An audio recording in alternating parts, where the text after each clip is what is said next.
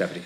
First time, I think, in my time here that we have an opening statement from any witness, including many individuals who don't hold public office, who stress out at having to provide an opening statement to the members of their Oireachtas. But let's get into the meat of it. You did mention earlier on, I just want to put it on the record, the report on page 6 does confirm that the two General Secretaries' secondments were for 4 years in duration, the others of 2 years. The reason being, obviously, is 5 years is the permitted, while you proved a secondment of 10 years, of up to 10 years. I want to ask you, Mr. Watt, do you accept the findings by Ms Maura Quinn's view that, and I quote, the proposed funding of $2 million a year committed to by you in the letter of intent to Trinity College Dublin until the retirement of Mr Houlihan was a very significant commitment which bypassed all of the accepted protocols for research funding and was linked atypically to one named individual? Do I accept that? No, Yes. I don't, Deputy, no. What part of it do you not accept? So first of all, what protocols is the review referring to? Well, all accepted protocols for research funding. So I think the research body themselves make it clear that their funding is competitive. Do you accept that? So we've made it very clear previously in the report I wrote for the Taoiseach and previous evidence, and again in questions from Deputy O'Callaghan and Senator Byrne, that this was a competitive process. The intention always was a competitive process. It wasn't money, despite what the report says, it wasn't allocated to Trinity College. It was allocated to a fund which we managed by the HRB on the same basis that the government have subsequently agreed, because they've subsequently agreed to allocate additional funding for pandemic preparedness. So the government are now actually delivering in terms of additional research funding through the HRB, and I understand through a competitive process, what was set out in the letter of intent. So your assertion is that the Health Research Board, first of all, do you have the authority to guarantee €2 million funding from the Health Research Board, whether it's linked to an individual secondment? Did you have that authority, and do you have that authority today as General Secretary of the Department of Health? So that's not what was done. So there's a letter of intent set out. It was set out our intention to increase research funding for pandemic preparedness on the basis of the government decision that had been decided in July 21. Oh, I've got my years mixed up in July 21. I need to stop you there, okay? Because the facts that doesn't stack up to the facts. This is the letter that you signed, the letter of intent. It wasn't about increasing funding. It was about, I quote, make an annual ring-fenced allocation of €2 million for the duration of this secondment to be administered through the Health Research Board, a body under the aegis of the Department of Health, to support the development and activities of the institutional collaboration led by Dr Houlihan from his position in Trinity College Dublin. It was a commitment to make an annual ring-fence allocation of €2 million for the duration of his secondment, which was 10 years, €20 million. It was a commitment through the HRB, which had no knowledge and didn't authorise this. The question I have for you, I put the question again, do you have the authority to actually make a commitment of €20 million over a 10-year period of funding to institutions through the HRB? Whether it was 10 years or not, that's a question of up to the period of retirement of Dr Houlihan. So we don't know how long Dr Houlihan would have stayed within the system. Potentially up 10 years. Potentially, yeah, but we don't know. That's all speculation. The pandemic cost us 40 billion, cost us 40,000 million. That was the cost to the Irish Exchequer of the pandemic. The Irish government is committed to enhancing research funding.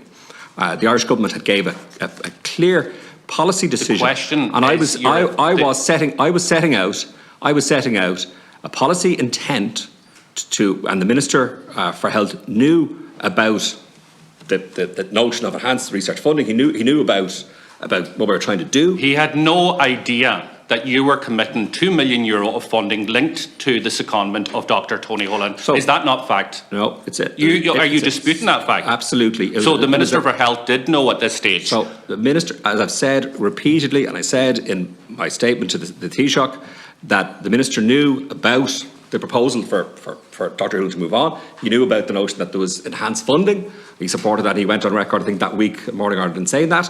The details, it was a letter of intent, Deputy. It was setting out our intention. Obviously, from the time of the letter of intent to finalising. We would have finalised all the details of that. We would have gone through and figured out exactly how that would have been managed. Whether we would have done that by the end of March or would have waited for the escapades, that needs to be figured out. Let's unravel some of this with respect, because we want to just get the clear facts. You sent this letter of intent, right, committing €2 million in association with the secondment of Dr. Hullen, and that was sent, what was it? Was it the 17th, 18th? 16th of March. 16th of March. Did your minister know on the 16th of March, at that stage, that you were approving an allocation of €2 million, that was contained in the letter of intent? I didn't approve an allocation. I set out our intent to commit more money for research funding. It wasn't approval.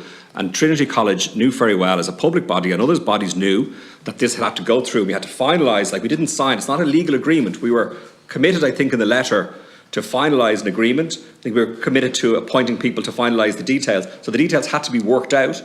That stage, the minister would have been involved before we got to the stage of signing a legal agreement. And if it is deputy... Okay, so the answer is no, is it? That the minister didn't know at that stage that you had set out in your letter of intent €2 million of allocation of funds? That's not a fair characterisation. Okay, did he know or did he not know? Please, just let me know. No, but you're characterising what the letter of intent suggests, which is not what the intention was. Okay. So I don't agree. You're putting up a question with a false premise. So what is the problem with my question? You're saying that I made a commitment I set out a letter of intent that the government was committed to enhancing research funding across the university sector. We put a number on it. That number would have to be finalised. The details had to be figured out. As everybody knows, in the normal course of events, through the estimates process, to discussions with the minister, and of course subsequently, as you're aware, the government have increased the funding for the Health Research Board and have decided to allocate €2 million. And that €2 million, Deputy, is in the context of the €40 billion that the Irish Exchequer paid during the pandemic, and the €24 billion health budget, and the €90 billion budget of the Irish Exchequer. So a general €2 million intent, I think, is a reasonable base on the government had committed to enhancing research funding. Okay, so the minister did not know in your, as you call it, letter of intent, which you signed, which says the Department of Health commits to, do you accept that those words are in that letter? Commits to make an annual ring-fence allocation of €2 million for the duration of the secondment. You go on to say in the letter, the annual allocation will provide Trinity College Dublin, guaranteeing it's going to Trinity. No, it's not so. Well, it's in the letter. It's here. It's in black and white. Do you dispute the words that are on that letter that you signed? Let me finish just so you have it. The annual allocation will provide Trinity College Dublin with funds to provide Dr. Hullen's salary until his retirement, superannuation contribution, relevant expenses, membership, travel, professional requirements. Do you accept that you committed funding to Trinity College Dublin? No, I don't accept that. But it's in black and white. No. But okay. That's not. The annual allocation will provide Trinity College Dublin with funds. Therefore, is there another Trinity College Dublin that this money was going to? You signed this letter. Yeah, but you said you're committing this. Yeah, but we say make an annual ring-fenced allocation of €2 million for the duration of this comment to administer through the Health Research Board, a body under the aegis of the Department of Health, to support the development and activities of interinstitutional collaboration led by Dr. Hullen from his position. The allocation will provide with funds to provide Dr. Hullen's salary. It doesn't say they're all getting the funds. It said the funds will provide for his salary.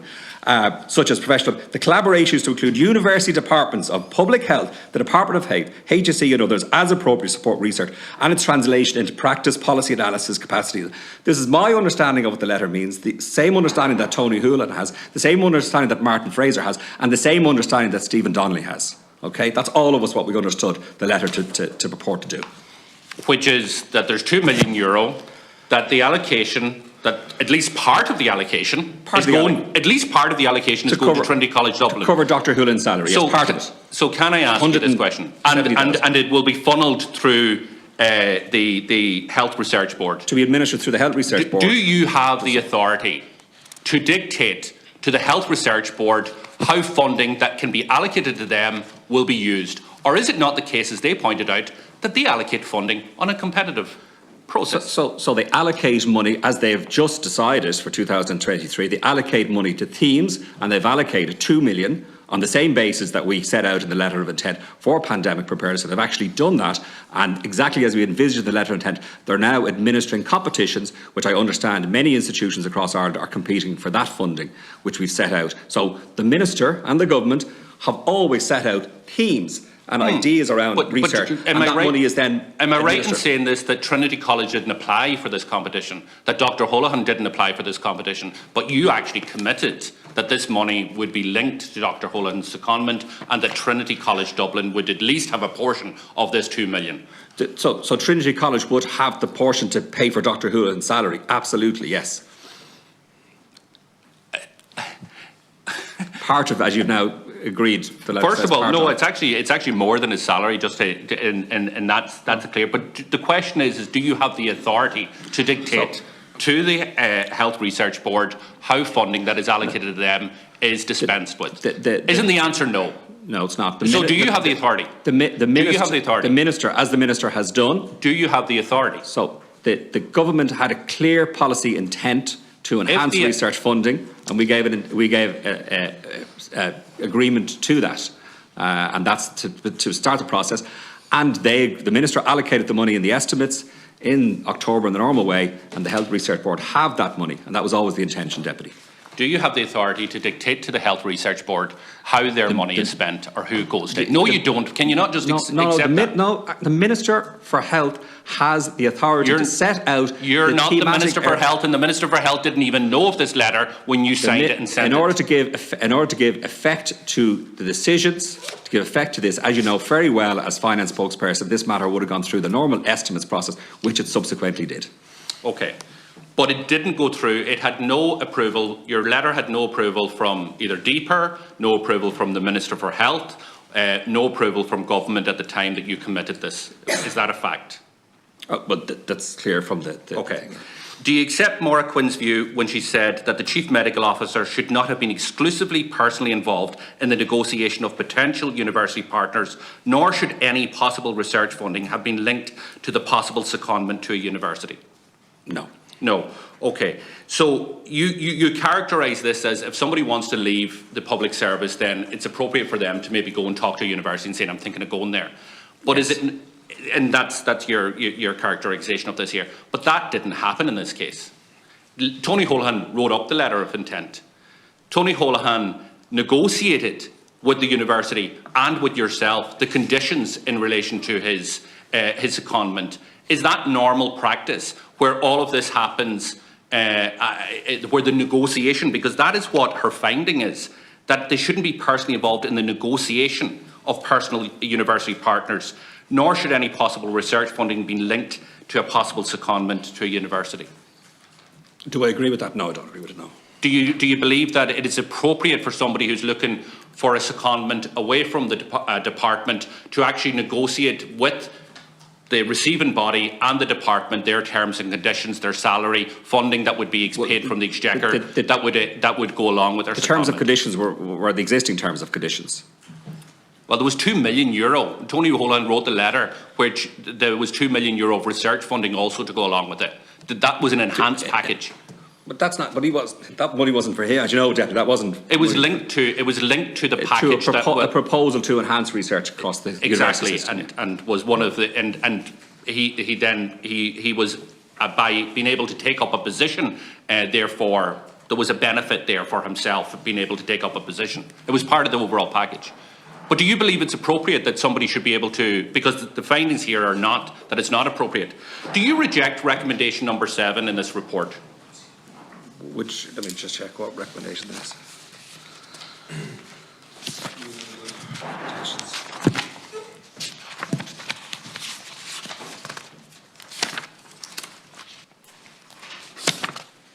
Sorry, what recommendation is this? They're not, the recommendations aren't listed, sorry.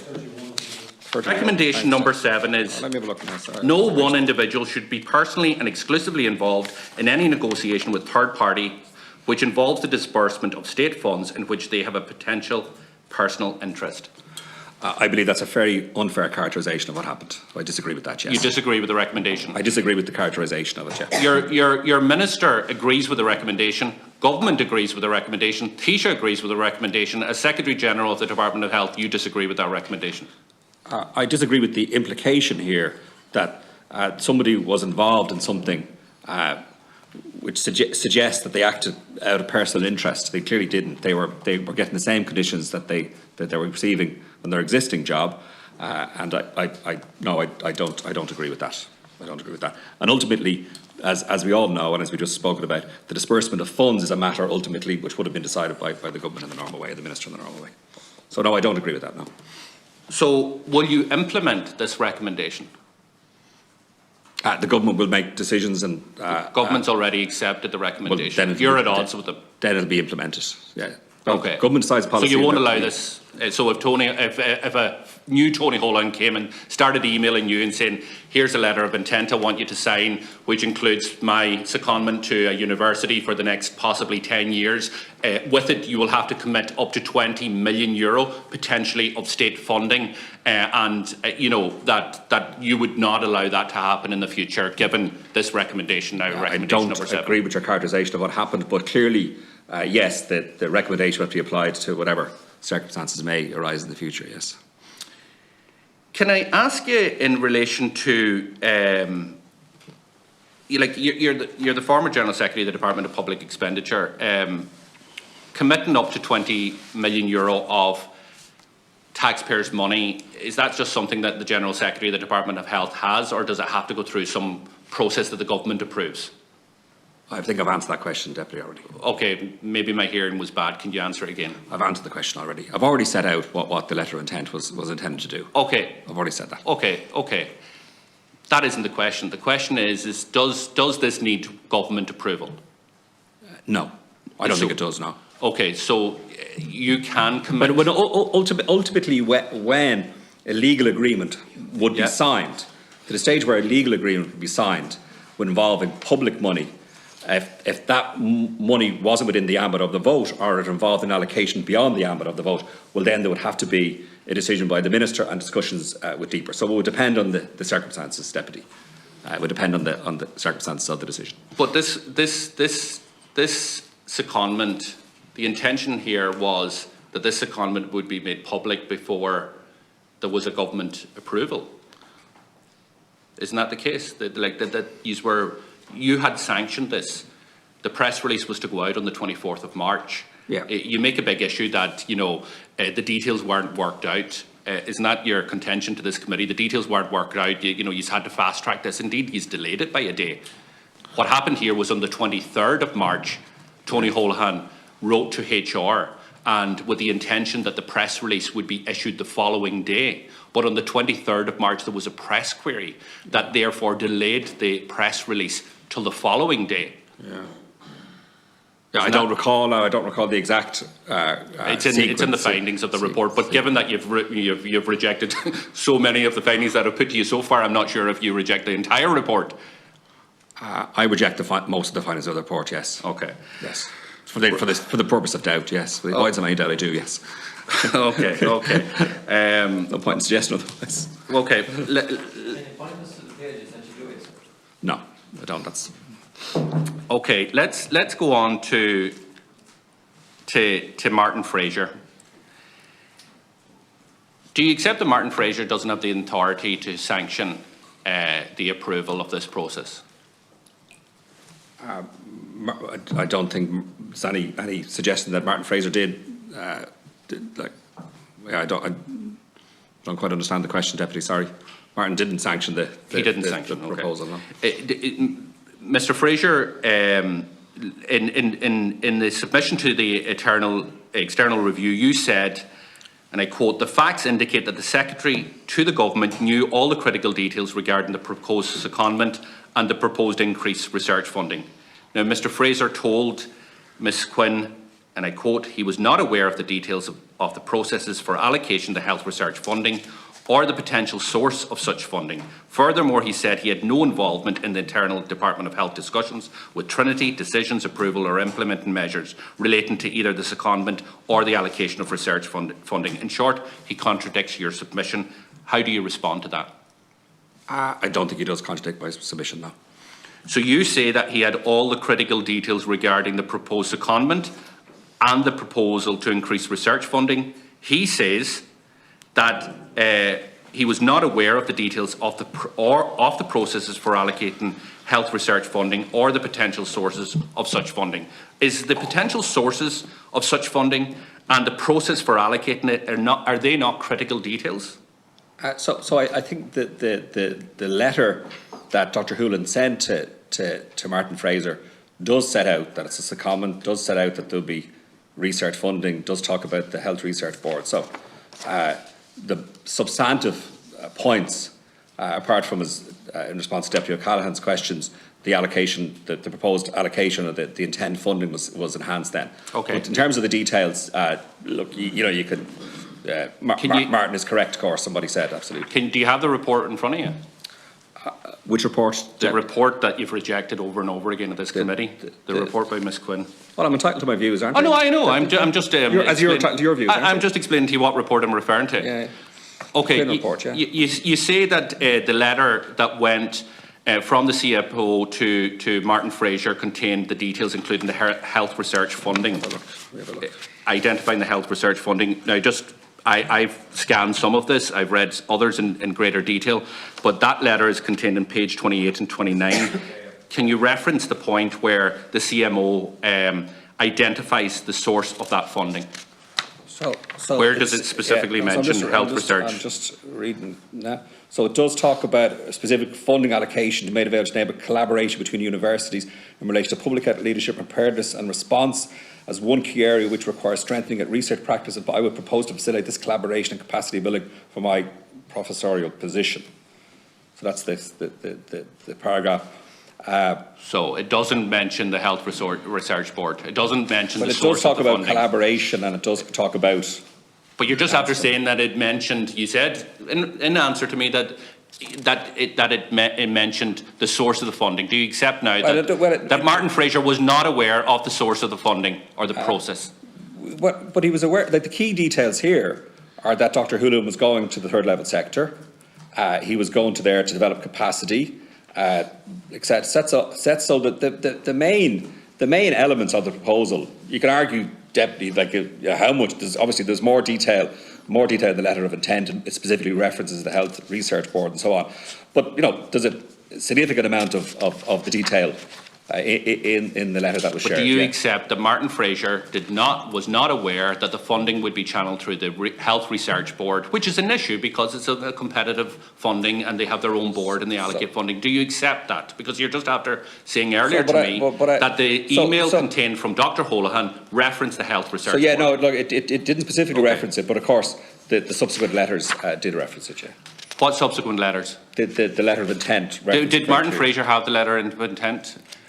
No, he didn't. No, so why are you telling me that the subsequent letters that he didn't have when I'm trying to ascertain what Martin Fraser knew or didn't know at the time? Because you're disputing what Martin Fraser has said to this review. There's no dispute at all. You are disputing because I've read... The email is there on page 28. That's what Martin Fraser knew about. Based on, he may have known more. I don't know if he knew more.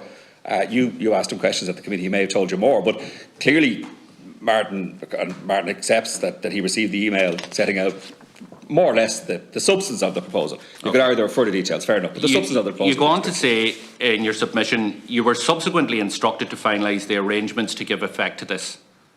What instructions? So I think, so we can get into, what being asked or instructed. As I've said all along, Deputy, it's my understanding that people were supportive of this proposal, they're happy with this proposal. The Secretary to the Government knew the details of it, was involved with Dr. Hoolan about the details. Martin called me, whether he asked me to finalise it or instructed me to finalise it or checked that the matter was being finalised. I took it that people were happy to proceed. So is it the case that he may not have instructed you or he may not even have asked you to finalise it? I think when you get a call from somebody who ultimately is the head of the civil service and, sure, Deputy Mary MacDonald asked you to do something, Deputy, you might think that's something that you wanted to do. But that's your own matter. But the question there is, did Martin Fraser ask you to do it? I think Martin asked that these matters have been finalised, and I said they were being finalised, yeah. Okay, so But look, that's all history now, it doesn't really... Anyway, it is what it is. Okay, well that's what we're trying to ascertain here. Yeah. Mr. Fraser says he had no authority to give any instruction. You've accepted earlier on before this committee in question from me that you accepted Mr. Fraser had no authority to give instruction to you. But he'd no authority in terms of ultimately sending the letter, because he's not Secretary General of the Department of Health. But clearly he's Secretary to the government at the time, and he asked if something was being finalised or not. So you can interpret that any way you wish, Deputy. I think most people would understand what that means, but you can interpret it in a way if you wish. You also say that Mr. Fraser confirmed to you that he told the Taoiseach's Chief of Staff, Mr. Deirdre Callan, of the secondment arrangements. So how and when did Mr. Fraser confirm this to you? Because in his own correspondence, Mr. Fraser disputes this, saying he didn't discuss the matter with anyone except the Chief Medical Officer and the Secretary General at the Department of Health, yourself. But he also says he didn't discuss this with Deirdre Callan. Well, I think I'm not going to get into what Martin Fraser said to you in the committee. The transcript is there. You need to check what Martin Fraser said in the committee. It's there. So okay, for others to interpret it, but he gave his testimony, so it's there. You say that he told the Taoiseach's Chief of Staff, Mr. Deirdre Callan. How and when did Mr. Fraser confirm this to you? I think he confirmed it to your committee. No. You told the review, right, that the Taoiseach's Chief of Staff, you told the review that Mr. Fraser confirmed to you that he told the Taoiseach's Chief of Staff, Ms. Deirdre Callan. Yeah, no. So I did that happen? So Secretary General Fraser gave testimony to the committee that he told. I was here at the committee. I know what he said. I wasn't there when Fraser was talking to you about Deirdre Callan, and that's what I want to find out. Yeah. Did Martin Fraser tell you that he informed Deirdre Callan of this secondment, and how did that conversation go? What were the details there? No, he didn't, but he did, I thought, say to this committee. But anyway, I might be mistaken in that. But look, Deputy, ultimately, if whatever people said they were told, or I accept what people said they knew or what they didn't know, that's fine. I accept what people's bona fide is on that, that's fine. If people said they didn't know. And even if he said it to this committee, that was well after the fact, so at that point in time, you wouldn't have any inkling that Deirdre Callan or indeed the government were aware of this, of the details of this. So no, I understood. My inference was that people did know about it, but they've confirmed they didn't, so that's fine. I accept they didn't. That's fine. Do you accept what Deirdre Callan has said? Absolutely. If Deirdre said she didn't know about it, Ms. Callan said she didn't know about it, that's. Do you accept in full what Deirdre Callan has said to the review? Well, I accept the substance of what if Deirdre Callan said she didn't know, absolutely accept her bona fides, of course. Yeah. Okay. And do you accept in full what Martin Fraser has told the review committee? Yeah, I accept. Yeah, broadly. That's Martin's view. I'm happy to accept his view. He has his view. That's fine. Absolutely. Okay. Okay.